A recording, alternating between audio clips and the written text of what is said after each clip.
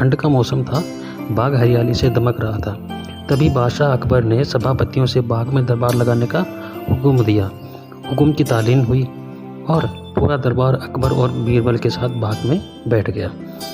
अकबर के आदेश पर बीरबल सभा में न्याय का कार्य देख रहा था। कई लोगों की न्याय याचिका सभा में पढ़ी गई, जिनका बीरबल ने अपनी सूझबूझ से न्याय किया। लगभग सारी याचिकाएं पढ़ी गई। न्याय के इस कार्य में कई घंटे बीत गए।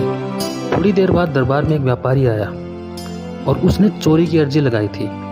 उसने कहा कि एक बार वो दिल्ली गया था और वहां उसने सोने का कबूतर देखा। उसके पंख भी सोने के थे।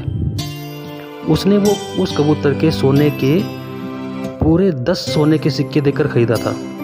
दिल्ली से आने के बाद उसने उस कबूतर को अपने घर में पिंजरे में रखा था और रोज सुबह शाम उसे दाना डालता था। रात्रि को उसने दाना डाला, लेकिन अगले दिन उसे कहीं बाहर जाना था, इसलिए यह कार्य उसने घर के नौकरों को सौंप दिया। जब वह वापस आया तो कबूतर पिंजरे में नहीं था। अब उसे नौकरों पर शक है कि उन्होंने कबूतर को मार दिया, पर उसके पास कोई सबूत नहीं है। व्यापारी के शक के आधार पर घर के नौकरों को दरबार में बुलाया गया और समझना मुश्किल था कि कबूतरों को किसने मारा।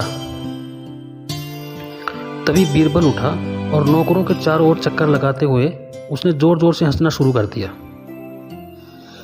अकबर ने हंसने का कारण पूछा तो बीरबल ने हंसी रोकते हुए कहा, महाराज, चोर तो हम सबके सामने ही है। और उसने जब कबूतर को पकड़ा था तो कबूतर के पंख उसकी पीठ पर कमीज पर चिपक गए थे, जिससे वो हटाना भूल गया और दरबार में सीधा ही आ गया। बीरबल की बात सुनकर एक नौकर घबराया और उसने अपने हाथों को पीठ पर फेरने का प्रयास किया कि क्या उसकी कमीज पर पंख चिपके हुए हैं। ऐसा करते हुए बीरबल ने उसे देख लिया था और झट से आगे कर चोर के रूप में उसे दरबार में पेश कर दिया। लेकिन सबने उसकी कमीज देखी जिस पर कोई भी पंख नहीं था। तब बीरबल ने कहा कि उसने चोर को पकड़ने के लिए झूठ कहा था। उसे पता था कि जिसने चोरी की है वो अपनी पीठ की तरफ अपने हाथ बढ़ाएगा और बाकी सब नौकर सहजता से दरबार में खड़े रहेंगे, और वैसा ही हुआ। इस तरह बीरबल ने सोने के कबूतर की चोरी का न्याय किया, जिसे देखकर फिर से अकबर ने बीरबल की तारीफ की।